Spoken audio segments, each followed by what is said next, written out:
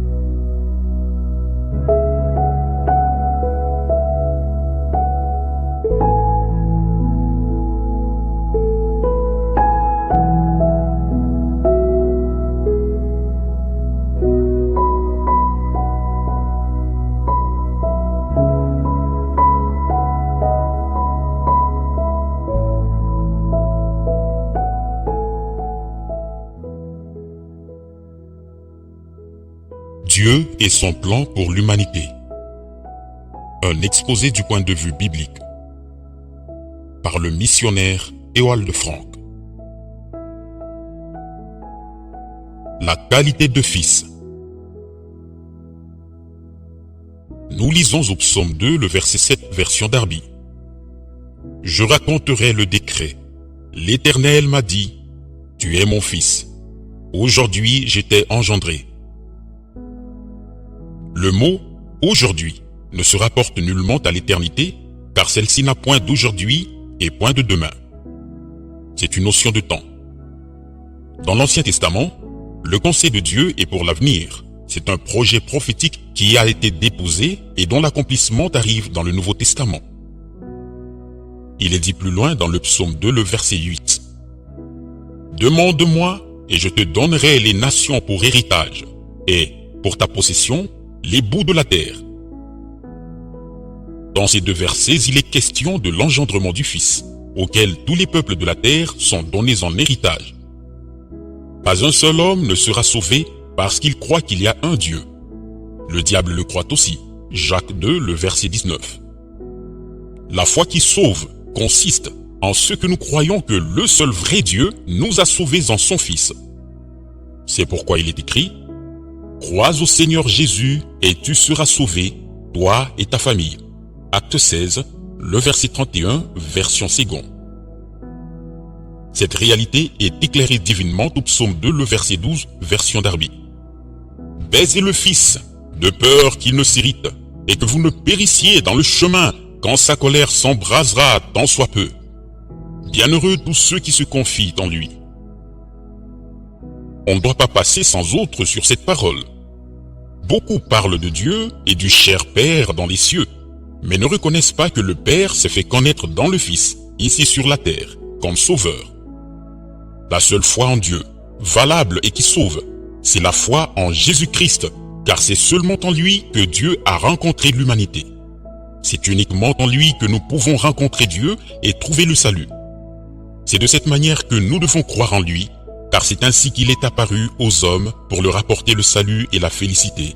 Tite 1er, le verset 11 à 14. C'est à cause de nous que Dieu a établi une relation père-fils, afin que nous puissions devenir des fils et des filles de Dieu. Dans 2 Samuel 7, le verset 14, version Second, se trouve cette proclamation prophétique. « Je serai pour lui un père, et il sera pour moi un fils. » Ensuite, le pont est jeté du Fils vers les fils. Nous lisons dans Osée 2, le verset 1er, version Second. « Et au lieu qu'on leur disait, « Vous n'êtes pas mon peuple », on leur dira, « Fils du Dieu vivant ». Paul résume cette parole dans 2 Corinthiens 6, le verset 17, version Second. « Sortez du milieu d'eux et séparez-vous, dit le Seigneur. Ne touchez pas à ce qui est impur, et je vous accueillerai. Je serai pour vous un père, et vous serez pour moi des fils et des filles, dit le Seigneur Tout-Puissant. » Dans Éphésiens 1er, le verset 5, version Second, l'apôtre fait ressortir clairement le sens et le but de cela. Nous ayons prédestinés dans son amour à être ses enfants d'adoption par Jésus-Christ, selon le bon plaisir de sa volonté. Il y a sur la terre des personnes qui se laissent insérer dans le plan et dans la volonté de Dieu. Ils sont en Christ, et le bon plaisir de Dieu repose sur eux. Dans le psaume 89, les versets 26 et 27, version Darby, il est dit en considération du Fils de Dieu, « Lui me criera, tu es mon Père, mon Dieu, et le rocher de mon salut. Aussi moi, je ferai de lui le premier-né, le plus élevé des rois de la terre. » Dans son corps de chair, le Fils de Dieu souffrit et mourut à la place de tous les fils et filles de Dieu. Par sa résurrection, son corps a été ramené de la mortalité à l'immortalité. C'est sur cela aussi qu'est fondée notre résurrection et notre transmutation. Il ne s'agit pas ici d'une doctrine ou d'une connaissance sur laquelle on puisse discuter. Il s'agit bien plus de la réalisation des desseins de salut divin qui, d'enfants des hommes que nous sommes, fait de nous des enfants de Dieu. Il est écrit dans le psaume 68, les versets 19 et 20, version Darby, « Béni soit le Seigneur qui, de jour en jour, nous comble de ses dons, le Dieu qui nous sauve, c'est là. Notre Dieu est un Dieu de salut, et c'est à l'Éternel, le Seigneur, de faire sortir de la mort. » Il n'y eut aucun homme qui aurait eu le pouvoir sur la mort. Au contraire, la mort exerce son pouvoir sur tout homme. Tous les cimetières que nous voyons en sont la meilleure preuve. Cependant, le Seigneur dit, « Je les délivrerai de la main du Sheol, je les racheterai de la mort. Ô mort, où sont tes pestes? Ô Sheol, où est ta destruction ?» Osée 13, le verset 14, version Darby.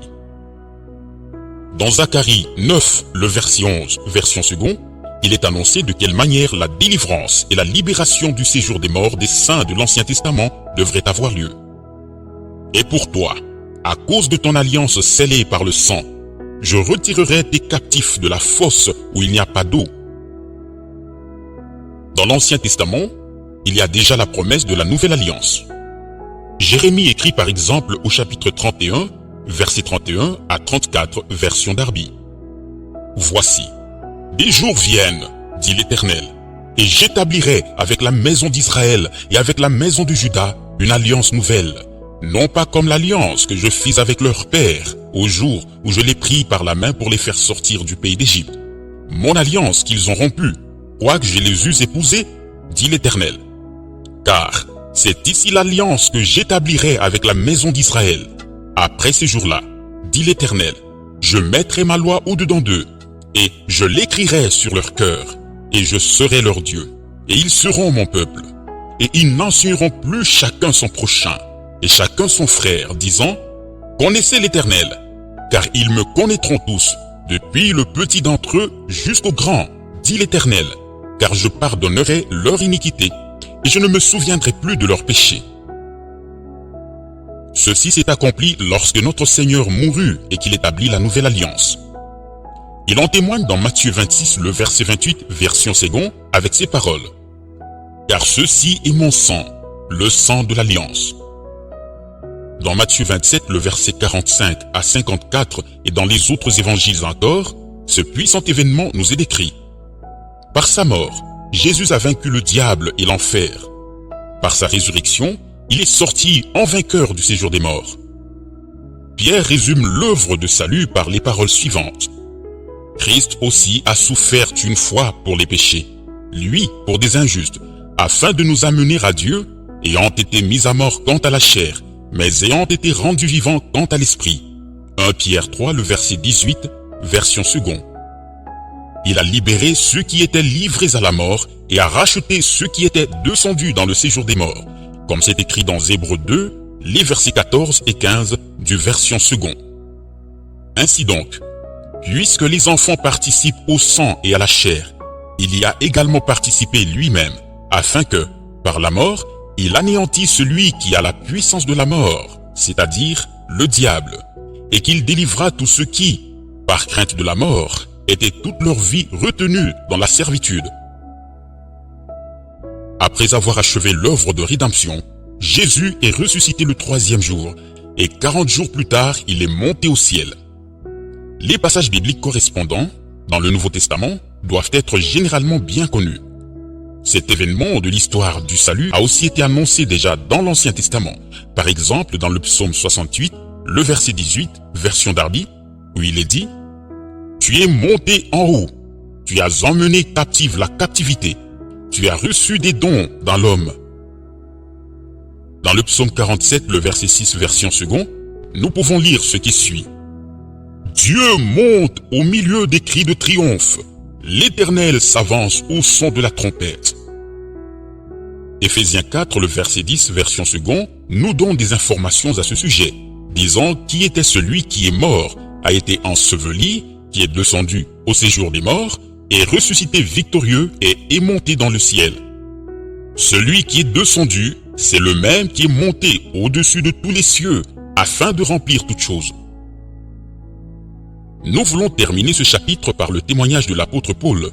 « Je vous ai enseigné avant tout, comme je l'avais aussi reçu, que Christ est mort pour nos péchés, selon les Écritures, qu'il a été enseveli, et qu'il est ressuscité le troisième jour, selon les Écritures, et qu'il est apparu à Céphas, puis aux 12. Ensuite, il est apparu à plus de 500 frères à la fois, dont la plupart sont encore vivants et dont quelques-uns sont morts. Ensuite, il est apparu à Jacques, puis à tous les apôtres. Après eux tous, il m'est aussi apparu à moi, comme à l'avorton. 1 Corinthiens 15, le verset 3 à 8, version seconde.